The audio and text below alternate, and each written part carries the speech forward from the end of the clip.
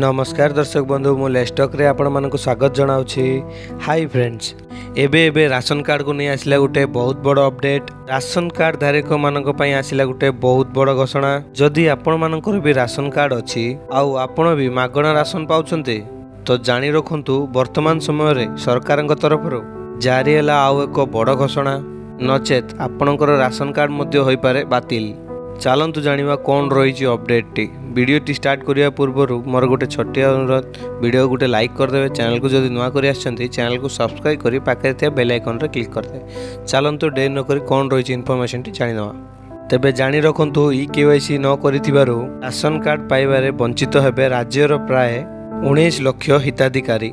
एही हिताधिकारी माने केवल राशन कार्ड नुहे बरं विभिन्न सरकारी योजनारू मध्य वंचित हेबे बोली कहिसथि जोगाण मंत्री। कारण ई केवाईसी न कले केवल राशन सामग्री नुहे बरं सरकार गरीबों पई करिथिबा अनेक योजनारू मध्य सेमाने वंचित हेबे। तेबे सरकारी मुताबिक तथ्य राज्य रे प्राय 19 लाख हिताधिकारी बे पर्यंत ई केवाईसी सबमिट करिनाहांती। सेमानंको खूब शीघ्र कराय नवा पई सरकार ए नै मध्य घोषणा करिसंती। नचेत सेमाने राशन सामग्री पाइबारु वंचित हेबे। ता सहित अनेक योजनारू मध्य लाभ पाई परिबे नाही। खाली सेतिकी नुहे एबे मध्य ऑनलाइन आवेदन जारी रहिछि। अर्थात जो माने नुआ राशन कार्ड पाइबा पई चाहुछंती सेमाने मध्य नूतन आवेदन करि परिबे।